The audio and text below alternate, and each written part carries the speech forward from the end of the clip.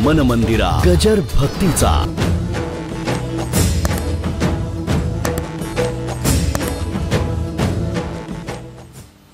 शुकदेव सर्व संग परित्याग करून अरण्यामध्ये राहिले.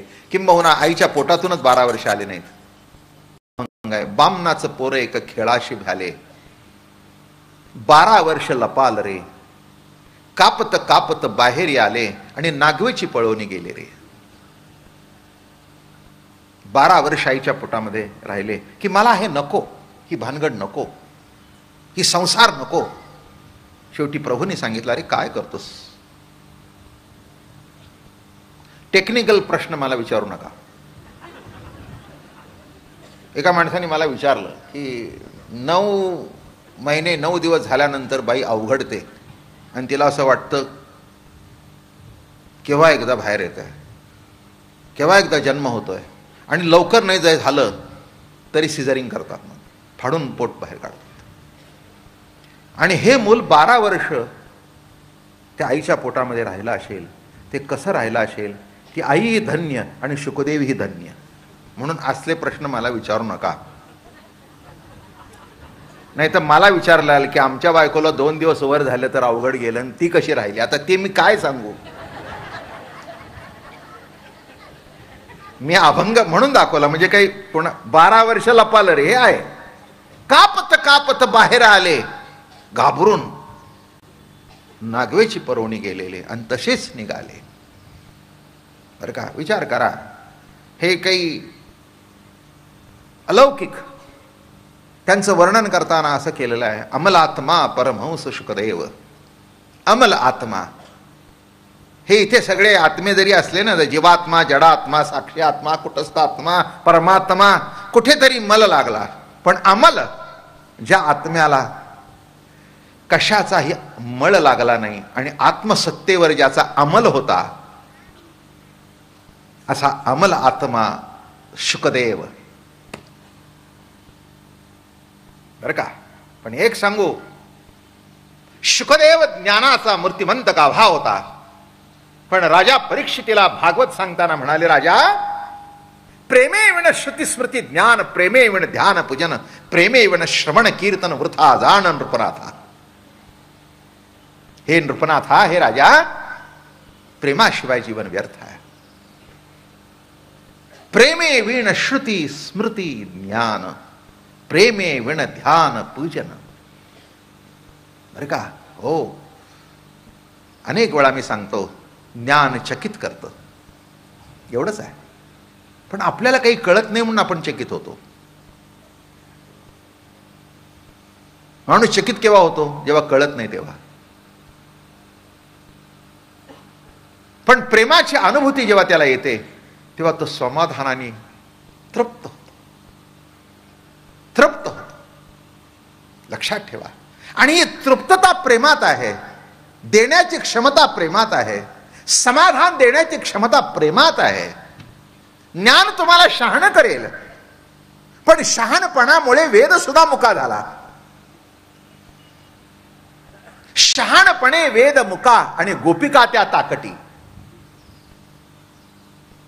वेद शहाणा आहे, पण त्याला सुद्धा भगवंताच्या स्वरूपाचं वर्णन करता आलं नाही.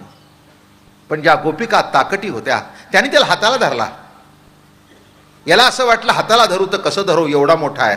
तो त्या मोठेपणाच्या जाणीवेत अडकला. शहाणपणे वेद मुका, पण गोपिका त्या ताकटी. आणि ज्या ताकटी गोपिका होत्या त्या त्याला हाताला धरून ठेवत होत्या, तुला एक मारुका म्हणून म्हणत होत्या. म्हणून वृंदावनामध्ये ऐश्वर्य रसाला प्राधान्य नव्हतं, माधुर्य रसाला प्राधान्य होतं. आणि म्हणून हे चरित्र घडत होतं. जगामध्ये भगवंताच्या ऐश्वर्य रसाला प्राधान्य आहे, म्हणून हे ऐश्वर्य आहे. पृथ्वी काय, आप काय, तेज काय, वायू काय, आकाश काय, जलतत्व काय, तुम्ही आम्ही काय, हे सगळं भगवंताचं ऐश्वर्य आहे. बारकाव्याने बघा ना, तुम्ही आम्ही सगळे भगवंताचं ऐश्वर्य आहे, नाही का? हे भगवंताच्या वरून खाली पाठवलंय. हो, हे इथल्या बाजारपेठेत विकत मिळत नाही. बघा ना, एक एक ओरिजिनल आहे, ओरिजिनल. एवढा मंडप रोज भरतोय, जग फिरलो मी, असं इथल्यासारखं एक माणूस मला भेटला नाही. मी म्हटलं कोट्यावधी स्त्रिया बघितला पण एकीसारखी एक नाही. ते म्हणले प्रॉडक्ट कोणाचा आहे? The all mighty. All mighty, all mighty, नुसता मायटी नाही. You may be mighty but not all mighty. असं म्हणणं कळलं? मायटी असाल पण ऑल मायटी, इतकी त्याची ताकद आहे. हो, काय असते? आता गणपती आले बघा, पनवेलचा गणपती, ते साचे बघितले कळते पनवेलचा दिसतोय बरं का. तर आता हे सगळे साचे सांगा कुठून आणले? कारण एकासारखा एक नाहीच. अहो काय कलाकुसरी आहे बरं का. म्हणून तुकाराम महाराजांनी एखादे वर्णन केलं, देवालय बांधिले सुंदर, कळा कुसरी चित्राकार. पण एक मजा आहे ह्याच्यामध्ये, एक मजा आहे. मुख्य पहावा तो कळस, पिका आला ब्रह्मरस.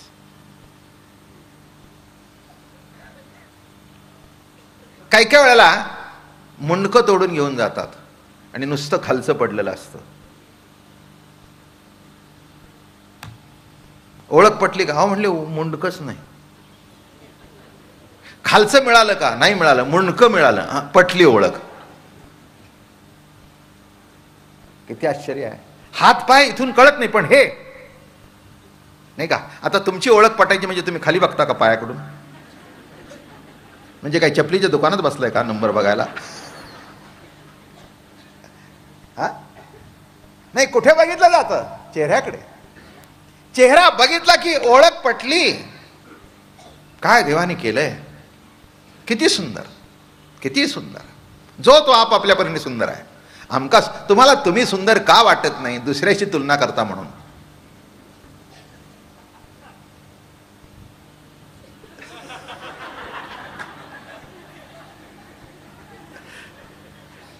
आपल्यापुरता आपण विचार केला तर अहो, लग्न ठरायच्या वेळेला सगळ्याच गावातल्या मुलगी तुम्हाला पास करणार नाही, पण एकीने तरी केलं ना म्हणजे नापास नाही. साधं सरळ गणित आहे. म्हणजे तिला वाटला ना, आणि मग ती जी भाषा ती असते, माझ्या मनात तुमच्यासारखाच होता, झालं की पास, आता काय करायचंय गावानी पास करून? काही सगळ्या गल्लीतल्या पोरीने म्हणायचं पाहिजे का मला असाच पाहिजे होता म्हणून? वेडेपणा ठरेल. मला काय सांगायचंय, म्हणजे कुठेतरी पास आहात. देवाने जे तुम्हाला निर्माण केलं ते कोणाकरता तरी केलं, आणि त्याला ते उत्तम आहे. तिला तो उत्तम आहे, त्याला ती उत्तम आहे. पास का नापास, चांगली का वाईट हा प्रश्न येत नाही. ते का घडलं तर देवानी पास केलंय, देवाने ठरवलं हे चांगलं आहे. ही सगळं देवाची कलाकुसरी आहे. म्हणून मुख्य पहावा तो कळस, पिकाला ब्रह्मरस. पण एक गंमत आहे, एवढं सुंदर शरीर प्राप्त झालं, पण ज्याने दिलंय त्याच्याबद्दल अनुराग नाही. अनुराग नाही, त्याच्याबद्दल प्रेम नाही, त्याच्याबद्दल आस्था नाही, किंबहुना साधी जाणीव सुद्धा नाही. साधी जाणीव सुद्धा नाही. साध्या बापाला वाटतं की आपल्या मुलांनी आपण काय केले ते जाणावं. तसं अनंत कोट ब्रह्मांड नायकाला जर वाटलं की माझ्याही मुलांना कळावं की मी असं नाक दिलंय की जगात कुठेही मिळणार नाही. मी तुम्हाला सांगू का, तुम्हाला अजून कळतच नाही. देवाने जे तुम्हाला नाक दिलंय ना तसं दुसरं दिलं नाही, म्हणून किती महत्वाचं नाक आहे ते. आणि दुसरं बसवलं तर तुम्ही होणार नाही. म्हणून तुमचं जे नाक आहे ते माझ्या नाका इतकीच किंमत आहे. त्याच्या किंमतीत फरक नाही, कारण ते ओरिजिनल आहे, डुप्लिकेट नाही. कारण तसं दुसरं नाही. आता बाकीचं गोष्ट सांगायची गरज नाही. फ्रॉक सारखा फ्रॉक मिळेल, पंजाबी ड्रेस सारखा पंजाबी ड्रेस मिळेल, शर्ट सारखा शर्ट मिळेल, पण तुमच्यासारखा दुसरा कोणी मिळणार नाही. म्हणून हे घडवणारा सुद्धा कोण आहे? त्यांनी घडवलं. शेवटची जे फायनल फिनिशिंग केलं ना ते त्यांनी केलं, नाही का. आपण म्हणतो ब्रह्मदेव हा सृष्टीचा कर्ता आहे, पण शेवटी फायनल त्याच्या टेबलावर जातं. तो काही करत नाही, नुसतं जरा इकडे तिकडे लावतो हात. किती बदललं काय देवाची किमया आहे. मग एवढं ज्याने दिलं, जेणे हा जीव दिला दान, तयाचे करीन चिंतन, जगजीवन नारायण गायन गुण तयाज. त्याचं गुण गाईन, त्याचं कर्तृत्व करीन. म्हणून अनुरागे गोविंद ध्यायीजे एकांती, यापरिती विश्रांती आणिक नाही. माऊली, प्रेमाने देवाचं भजन करणं एकांतामध्ये, याच्याशिवाय दुसरं सुख नाही. नामदेवराय सांगतायत, प्रेमाने भजन करावं, आवडीने भजन करावं. कोणची गोष्ट प्रेमाने केली तर ती उत्कृष्ट लागते. हे अनेक वर्ष मी सांगतोय. काया वाचा म्हणे हा माझा अनुभव, सांगितले सर्व आवडीचा. नामा म्हणे हेही बोलविले तेने, उदार सर्वज्ञे पांडुरंगे. हे सगळं त्यांनी घडवलं बरं का. आमच्या कर्तृत्वावर फार मिजास असते म्हणून म्हणतो आम्ही केलं. नामदेवराय म्हणतायत बघा, देव ज्याचं करायला पुढे पुढे धावतोय तो म्हणतो मी नाही केलं. हे सगळं काया मने वाचेनी मी त्याच्या कृपेने बोलतोय. जशी जशी भक्ती वाढेल तसं तुमच्यातला लीनता वाढेल, तुमच्यातला प्रेम वाढेल आणि तुमच्यातला अहंकार कमी होईल. तो ज्या दिवशी पुष्कळ कमी झालाय असं तुम्हाला नाही वाटतं कामा, दुसऱ्याला वाटलं पाहिजे. कारण प्रत्येकाला असं वाटतं की नाही, तसं नाही आहे. दुसऱ्याला जाणवलं पाहिजे की तुमच्यातला तो अहंकार कमी झालाय. पहिल्यांदा अहंकार वाईट आहे हे तुम्हाला जाणवू द्या. पण तुम्हाला असं जर वाटत असेल की अहंकार हेच तर माझं अस्तित्व आहे, तर एवढे ग्रंथ निर्माण झाले नसते. अहंकार ही ग्रंथीची वाढ आहे आणि ग्रंथीची वाढ म्हणजेच कॅन्सर आहे. कॅन्सर म्हणजे काय? ग्रंथीची वाढ, आणि ग्रंथीची वाढ म्हणजे कॅन्सर आहे. आणि तो जर जडला तर लवकर बड होणं मोठं अवघड असतं. पण त्या कॅन्सरला सुद्धा औषधं निघाली आणि या कॅन्सरवर एकच औषध आहे, रामकृष्ण हरी जय जय रामकृष्ण हरी, रामकृष्ण हरी जय जय रामकृष्ण हरी. हेच औषध निश्चित माझी खात्री आहे. आणि म्हणून नामदेव महाराज म्हणाले, अनुरागाने, प्रेमाने भक्त भागवत बहु साल ऐकिले, बहु होनी गेले होती पुढे, परी नामयाचे बोलणे नवे हे कवित्व, हा रस अद्भुत निरुपम. कवित्व करतात अनेक, नाही असं काही नाही. नवकवी आहेत, जुने कवी आहेत बरं का. त्याच्याबद्दल काही कोणी थोडंसं जरा प्रतिभा प्राप्त झाली की, आणि हातात पेन्सिल घेऊन जर तुम्ही 2 तास बसला तर इकडचे इकडे इकडचे इकडे होऊन जातं. कोकणात राळ्या म्हणा गणपती बाप्पा मोर्या, तर काही चुकलं का? कोकणात राळ्या म्हणा गणपती बाप्पा. मी म्हटलं अरे राळ्या मोर्या, ते म्हणले महाराज तसं नसतं, ते शेवटचं जमलं ना म्हणजे कवित्व झालं.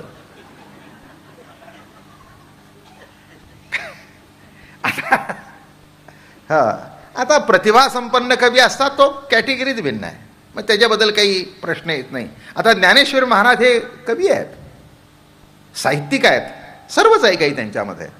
असे प्रतिभा संपन्न कवी हा भाग निराळा. पण उगीच तुम्ही केलं म्हणून आम्ही केलं ना, आम्ही केलं म्हणून तुम्ही केलं, त्या सोडून. परी नामयाचे बोलणे नवे हे कवित्व, हा रस अद्भुत निरुपम, हे सुख विश्रांती नाही हो कल्पांती, विचारावे संती दूरदृष्टी. नामयाचे हे कवित्व नाही आहे, निरुपम आहे, त्याला उपमा नाही. कारण का? देवाचं जीवाचं बोलणं सांगतायत, देव कासावी झालेला सांगतायत. इतर वाङ्मयामधून आपल्याला असं वाचायला मिळतं की जीव देवाकरता कासावी झालेला आहे, आणि नामदेव महाराजांच्या वाङ्मयामधून हे वाचायला मिळतं की देव नामाकरता कासावी झालेला आहे. आणि हे नातं काही चुकीचं नाही. आई मुलाचं नातं लक्षात घेतलं तर हे तुमच्या लक्षात येईल. मूल आई करता किती कासावीस आहे हे मला माहिती नाही, पण आई मुलाकरता कासावीस आहे हे मात्र नक्की. बरोबर आहे ना? हो. लहानपणी मुलांच्या ठिकाणी ती कासावीसपणा असतो, पण मोठेपणी तो संपून जातो. मोठेपणी तो कासावीसपणा संपून जातो. जाऊ द्या, आता सगळं माझं बोलणं तुम्हाला कळूनच चुकलेलं आहे काय? हो, माहिती आहे तुम्हाला. मग आता मला सांगा कशी गंमत आहे ती. पण पुढे पुढे तिचा जीव कासावीस होतो. महाराज 2 महिने झाला दारावून जातो पण वर चढत नाही. कितीतरी आहेत अशी, कितीतरी आहे. ती म्हातारीच म्हणते बरोबर आहे. समोरच बसल्यात आई बघा, त्या पदर घेतलेल्या आई म्हणतात बरोबर आहे. असणारच बरोबर. आई मी काय चुकीचं सांगतो? चुकीचं सांगलं असतं ती 1 महिना पुण्यात टिकलो असतो. वस्तुस्थिती आहे ही, वस्तुस्थितीच आहे ही. तिचा जीव कासावीस होतो बिचारीचा, खालून जातो. पण काय सांगू बाबा, महाराज म्हणली नुसतं वर सुद्धा बघत नाही. न जाणो त्याची माझी नजरानर झाली तर वर यावं लागेल म्हणून. काय हो मी पाप केलं एवढं. म्हटलं आता मी तरी काय सांगू. मी म्हटलं एक पाप घडलेलं दिसतंय. जो तुझ्यात अडकलाय त्याला सोडून तू नको त्याच्यात अडकलीस, हेच पाप घडलं. माझं बोलणं कळलं? मी बाकीची मला पापात जायचं नाही आहे, काही गरज नाही त्याची. कारण एवढी ऐकून आपलं ते पाप शिल्लकच राहत नाही. कशाचं म्हणून? म्हणजे शिल्लक तुमचं राहिलं नाही तर सांगू का? कॅन्सर झाला नसताना टाटात पाठवू? उगीचच मरून जाल. तेव्हा माझ्याकडे कधी पापाबिपाची व्याख्या ऐकली? गरजच नाही. नामस्मरणाने जो हरिपाठ म्हणतो त्याचं पाप शिल्लकच राहत नाही. आणि चुकून कधी घडलं तर ते कुधवून जातं. आपल्यातून कशाचं मोठं पाप घडणार आहे हो? काय करणार इथली माणसं? साधी सुधी माणसं, संसारिक. काही असं काही कुठं मोठं पाप बीप काही घडत नाही कोणाच्या हातून. पण एक लक्षात घ्या, एक मोठं पाप सांगतो. देवाने सांगितलंय. त्याने विचारलं अर्जुनाने विचारलं देवा हे पाप कोणचं? तर म्हणे खरं सांगू तुला एक पाप सांगतो व्याख्या.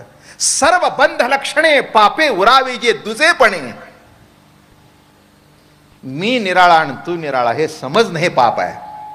तसं देव निराळा आणि जीव निराळा हे समजणं हे पाप आहे. बस बाकी पाप माहित नाही म्हणले. नाही का?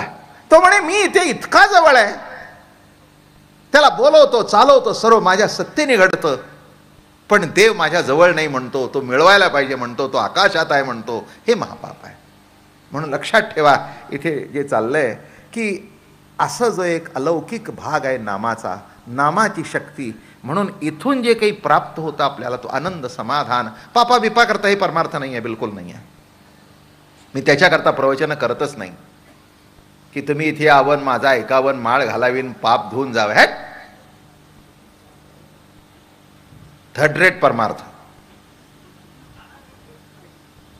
म्हणजे जो अजून पाप, ते पाप धुतात का? पुन्हा करायचं असतं म्हणून.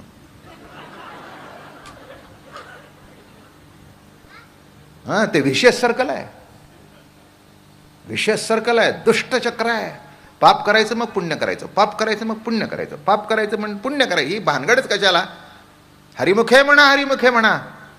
एक लक्षात घ्या, पुण्याची जर गणना करत नाही तर पापाची गणना कोण करतो? किती वैशिष्ट्यपूर्ण वारकरी संप्रदायाचा परमार्थ आहे, अजून कळतच नाही. तुकाराम महाराजांनी सांगितलंय, मोडून या वाटा सूक्ष्म दुस्तर. ह्याच पाप पुण्याच्या वाटा मोडून काढल्या.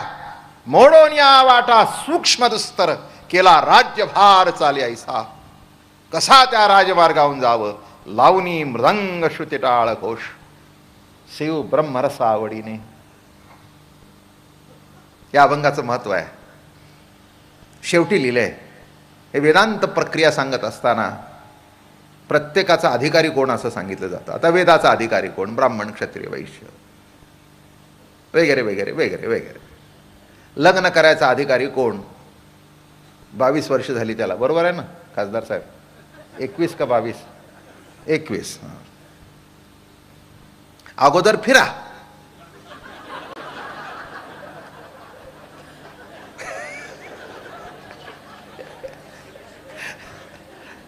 म्हणजे up to 21 you can roam about here and there.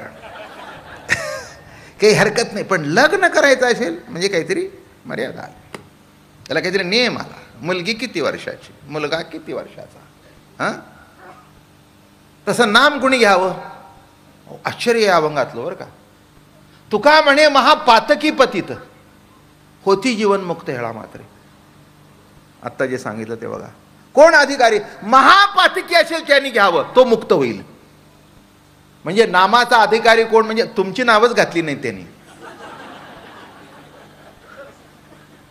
चांगल्या माणसाने घ्यावं, अमक्याने. नाही नाही नाही, तुम्हाला त्यांनी इन्क्लूड केलंच नाही, म्हणजे तुम्ही आहात म्हणून. म्हणजे इन्क्लूड केलं, गरजच नाही, गरजच नाही हो. काय महापातकी म्हटल्यानंतर तुम्हाला अधिकार आहे का नाही हा काही प्रश्न शिल्लक राहतो का. त्यांनी एकदम खाली नेऊन पोचवलं. तुका म्हणे महापातकी पतित होती जीवन मुक्त हेळा मात्रे. आणि म्हणून एकाने प्रवचन करावं आणि एकाने कीर्तन करत करत करत वाटचाल सुरू झाली.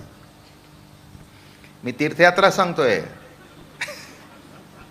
मग काय सांगतोय, तीर्थावळी सांगतोय मी तुम्हाला. होतू कर्मनिष्ठ विधीचे उद्भट, होतू सर्वश्रेष्ठ पूज्य लोक, होतू कलावंत कवित्व कुशल, होतू का वाचाळ चतुरेचे, हो का पाठक, हो का साधक, होतू का वाचक ग्रंथकार, होतू आत्मज्ञानी, होतू निजध्यानी, होतू वज्रासनी बैसकेची, होतू योगयुक्त, होतू जीवनमुक्त, होतू का विरक्त सर्वजंगी, ऐसे होतू का सभाग्य संपन्न सर्वज्ञ, परी मी न म्हणी तुझवीन विष्णुदासा. माऊली म्हणतायत कोणी का अशनात, पण विष्णुदासा योगी असू दे, जपी असू दे, शास्त्री असू दे, पंडित असू दे, विद्वान असू दे, वेद अभ्यास केलेला असू दे, पण नामा विष्णुदासापेक्षा मी श्रेष्ठ मानत नाही. हे खूण जाणता एक पंढरीराव, रुक्मादेवी नाहो श्री विठ्ठल.